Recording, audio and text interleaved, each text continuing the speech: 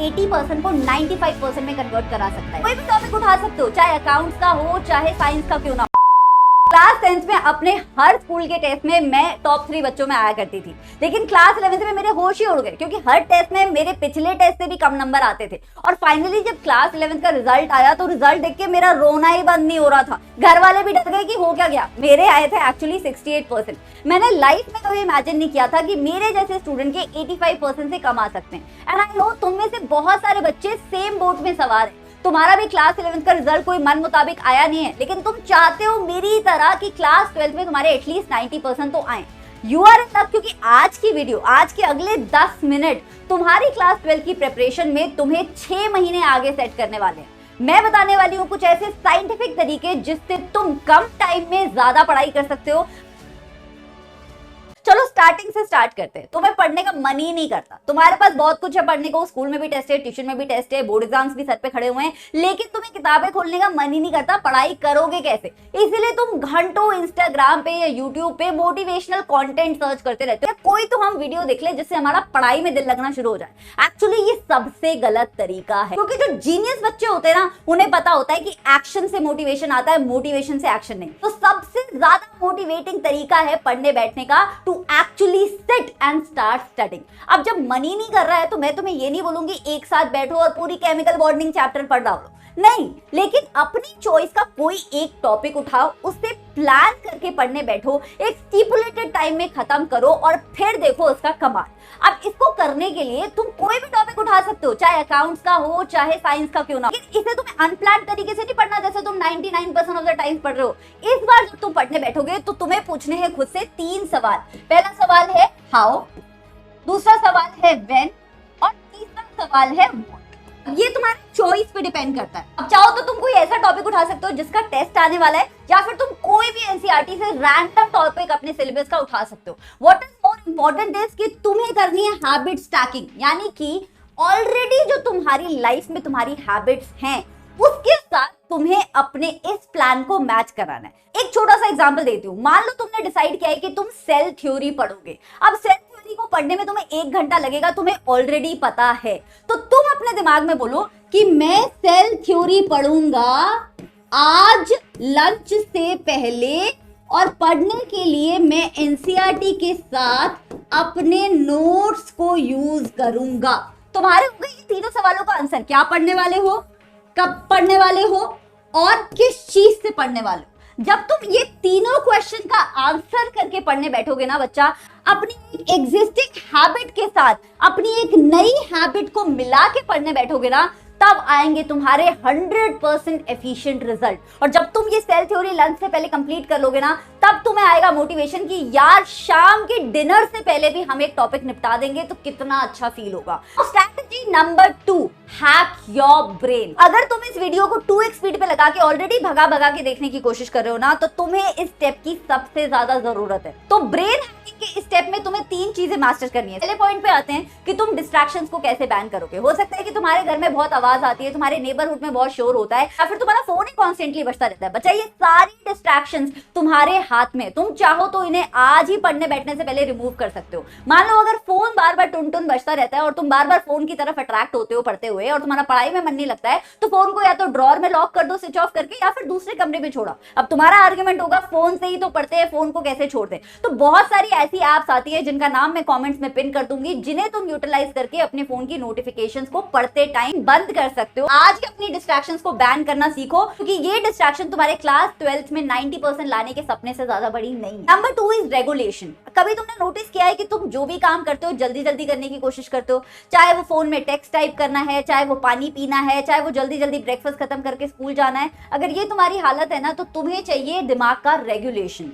सबसे इजी तरीका अपने ब्रेन को रेगुलेट करने का है कि तुम जो भी काम कर रहे हो पूरा करो। एग्जांपल, अगर इंस्टाग्राम पे रील्स देखते हो ना और जल्दी जल्दी स्वाइप करने की आदत पड़ गई है, अटेंशन स्पैन बहुत ही कम हो गया है, तो आज से जब भी कोई कंटेंट देखा करो उसे कंप्लीटली देखने की कोशिश करो। This is just a tiny way of regulating your brain to complete the task that you are at. साथ में अपनी पर्सनल लाइफ में, चाहे खाना खाते हो, चाहे शार लेते हो, चाहे दोस्तों से बातें करते हो, चाहे पढ़ने बैठते हो, जो भी काम कर रहे हो उसमें खुद को स्लो डाउन करने की आदत डालो बच्चा। अपने दिमाग को आज ही हैक करो, आज ही रेगुलेट करो। Now third point, increase your focus. कई लोग होते हैं जिन्हें बोलने में बहुत प्राउड फील होता है कि हम तो मल्टीटास्किंग कर लेते हैं। ये होते हैं सबसे स्टूपिड लोग। इन्हें लगता है कि मल्टीटास्किंग से आते हैं अच्छे रिजल्ट। कैसे बहुत सारे स्टूडेंट्स हैं जो फोन पे गाने सुनते सुनते नोट्स बनाने की कोशिश करते हैं या खाना खाते खाते रिवाइज करने की कोशिश करते हैं। ये सब कुछ करना आज से ही बंद कर दो। 4 टास्क की जगह एक ही टास्क करो, लेकिन अच्छे से कंप्लीट करो। इससे तुम्हारा फोकस एनहांस होगा, और जब ये फोकस एनहांस हो जाएगा ना, तो जब तुम किताब खोल के पढ़ने बैठोगे ना और रीडिंग लगाओगे, तो तुम सिर्फ रीडिंग नहीं लगा रहे होगे, बल्कि जो बुक में लिखा हुआ है वो एक्चुअली तुम्हारे दिमाग में पल्ले पड़ रहा होगा। तो आज से ही अपना फोकस एनहांस करो, और ये 3 इजी स्टेप्स तुम्हें रोज फॉलो करने हैं 7 दिन तक, and you will be surprise to know कि तुम्हारा ब्रेन तुम्हारे काबू में कितनी जल्दी आ सकता है। Now the third strategy tip is finding the right resources. Right resources जब हम चूज करते हैं ना, तो हमें लगता है कि जो सब्जेक्ट हमें डिफिकल्ट लगता है उसमें हम एक्स्ट्रा किताब ले लेते हैं, बाकी सब में तो एनसीईआरटी से काम चल जाएगा। लेकिन नहीं, कुछ ऐसे सब्जेक्ट होते हैं इंग्लिश जैसे, जो सारी स्ट्रीम के बच्चों ने लिए होते हैं और सारी स्ट्रीम के बच्चों से इग्नोर कर रहे होते हैं, और उसी इंग्लिश के नंबर कम आने की वजह से हमें अपना पसंदीदा कॉलेज नहीं मिल पाता है। तो इंग्लिश की रिसोर्स बुक जरूर ले लेना। और इंग्लिश के लिए जो सबसे बेस्ट रिसोर्स बुक मुझे मार्केट में दिखती है वो है ऑसवाल्ड, डबल ए वाला ऑसवाल्ड बुक्स की इंग्लिश की बुक्स आती हैं। 2-3 आती हैं, ग्रामर के लिए चाहिए या ग्रामर और रीडिंग कॉम्प्रिहेंशन सबके लिए कॉम्प्रिहेंसिव किताबें चाहिए। मैं इन सबके लिंक जो है तुम्हें डिस्क्रिप्शन और कमेंट में पिन करा दूंगी। तो do not forget to buy a resource book for English, no matter तुम कौन सी स्ट्रीम के स्टूडेंट हो। My next strategy tip is my personal favorite, जो मेरी ही जिंदगी में मुझे आज भी बहुत हेल्प करती है। होता क्या है कि जब हम खुद से बोलते हैं कि ये चैप्टर हम पढ़ने बैठेंगे, लेकिन हम टाइम पे उस चैप्टर को या तो कंप्लीट नहीं कर पाते, या तो उस चैप्टर के टेस्ट में हमारे गंदे मार्क्स आते हैं, तो हम खुद को कभी डांट नहीं लगाते या खुद में कभी डिसअपॉइंट नहीं होते हैं। ह्यूमन बीइंग्स अपने खुद के सबसे बड़े चीयर लीडर्स होते हैं। लेकिन ऑन द अदर हैंड, तुमने अगर किसी को प्रॉमिस किया हुआ है कि मैं इस चैप्टर में 100 में से 100 मार्क्स लाऊंगा ही लाऊंगा, लेकिन फिर तुम्हारे मार्क्स कम आते हैं, तो तुम्हें लगता है बुरा, because we can appear loser in front of us, but we cannot appear as a loser in front of anybody else. This is how human ego works. तो इसे हैक करने के लिए तुम्हें अपनी लाइफ में चाहिए एक अकाउंटेबिलिटी पार्टनर। अब ये अकाउंटेबिलिटी पार्टनर तुम्हारा कोई फैमिली मेंबर हो सकता है या फिर तुम्हारा कोई दोस्त भी हो सकता है। बस ये मेक श्योर करना कि जिसे भी तुम अपना अकाउंटेबिलिटी पार्टनर बनाओ, उस पर तुम पूरी तरीके से ट्रस्ट करते हो कि एक अच्छा अकाउंटेबिलिटी पार्टनर तुम्हारे 80% को 95% में कन्वर्ट करा सकता है। अब उन्हें बहुत ज्यादा इंफॉर्मेशन से बॉम्बार्ड करके कोई फायदा नहीं है कि भैया हमारी लाइफ में गोल्स ये हैं, हमें बोर्ड एग्जाम में इतने नंबर लाना है, हाफ ईयरली में ये पढ़ना है, प्री बोर्ड में ये पढ़ना है। नहीं, बस उनसे अपने आगे आने वाले 10 दिन या 1 हफ्ते के सारे गोल्स को डिस्कस करो और उन्हें एक शेड्यूल बना के दे दो, और साथ में डाल दो डेडलाइंस। अब डेडलाइंस कौन सी डालनी है, हार्ड डेडलाइंस या सॉफ्ट डेडलाइंस? सॉफ्ट डेडलाइंस डालनी है। क्या होती है सॉफ्ट डेडलाइन बच्चा? मान लो तुम्हारा कोई मैथ्स में टेस्ट आने वाला है, टेस्ट है 19 तारीख को, लेकिन तुम अपने अकाउंटेबिलिटी पार्टनर को 19 डेट नहीं बताओगे उस टेस्ट की, तुम बताओगे उन्हें 16, ताकि तुम्हारा काम जो है 16 तारीख तक ही वो खत्म करवा दे तुम्हें अकाउंटेबल होल्ड करके, और उसके बाद भी तुम्हारे पास 3 दिन बच जाए जिसमें तुम या तो रिविजन कर सकते हो या फिर तुम और एफिशिएंटली अपने टेस्ट के लिए प्रिपेयर कर सकते हो। This will kill procrastination in your life with in 2 days, I kid you not. Now let's come to your last strategy tip, which is my personal favorite, and it is called law of diminishing marginal utility. नहीं समझे? मैं बताती हूँ। मान लो मैं दे रही हूँ तुम्हें एक एप्पल खाने को, तुम्हें बहुत भूख लगी थी, तुम उस एप्पल को 2 मिनट के अंदर चट कर गए हो क्योंकि तुम्हें भूख लगी थी, लेकिन जैसे ही तुमने वो एक एप्पल फिनिश किया, मैंने तुम्हें दूसरा एप्पल दे दिया। हो सकता है कि तुम्हारी भूख अभी अच्छी तरीके से बुझी नहीं थी, तो तुम्हें दूसरा एप्पल भी बहुत अच्छा लगा।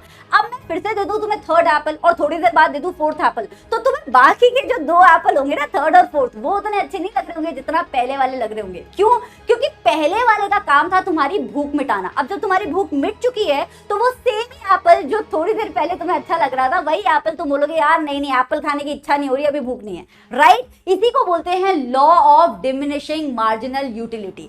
इसका मतलब ये है बच्चा कि अगर तुम बार बार एक ही तरीके से पढ़ाई कर रहे हो, मतलब एनसीईआरटी की रीडिंग लगाई, अपने नोट्स पढ़े और फिर एनसीईआरटी के क्वेश्चंस कर लिए, फिर जब कोई टेस्ट आया सेम ही चैप्टर की एनसीईआरटी की रीडिंग लगाई, अपने नोट्स पढ़े और फिर क्वेश्चंस लगा लिए, सेम तरीके से तुम बार बार अगर पढ़ाई करोगे तो तुम्हारे रिजल्ट स्टैग्नेंट हो जाएंगे। बल्कि तुम्हें क्या करना है कि डिपेंडिंग अपॉन की क्या सिचुएशन है, तुम्हें अपने इनपुट को मॉडिफाई करना है। तो सेम इनपुट दोगे तो वही 70-80% पे अटक जाओगे, लेकिन अपने इनपुट में चेंजेस लाओगे, स्मार्ट स्टडी मेथड्स को यूज करोगे तो तुम्हारे आउटपुट भी अच्छे निकलेंगे। इसका मतलब ये नहीं है कि पहले एनसीईआरटी की रीडिंग लगा रहे थे तो अब रिसोर्स बुक भी चाट जाएंगे, नहीं, बहुत ज्यादा पढ़ने को मैं नहीं बोल रही हूँ, मैं फैक्ट बोल रही हूँ कि तुम एक बार में कम ही पढ़ो लेकिन इफेक्टिव पढ़ो। अब कई बच्चे पोमोडोरो टेक्निक को यूज करते हैं, लेकिन जब हमारे पास टाइम कम होता है ना और एग्जाम दस्तक दे रहे होते हैं दरवाजे पे, तब मुझे अच्छी लगती है ये वाली टेक्निक जिसमें तुम 90 मिनट डट के पढ़ते हो और उसके बाद लेते हो 20 मिनट्स का ब्रेक, और इसे बोला जाता है ultradian rhythm cycle, and this is scientifically proven to give you the best result. यानी कि तुम्हें 1.5 घंटा डट के पढ़ाई करनी है और फिर लेना है 20 मिनट्स का ब्रेक और फिर 1.5 घंटा डट के पढ़ाई करनी है। ऐसी और अमेजिंग स्टडी टिप्स के लिए इस चैनल को सब्सक्राइब करना मत भूलना, और ये वीडियो का बेस्ट पॉइंट तुम्हें कौन सा लगा हो मुझे कमेंट्स में जरूर बताना। This is your teacher Shubham Pathak signing off. I will see you next time. Take care and bye bye.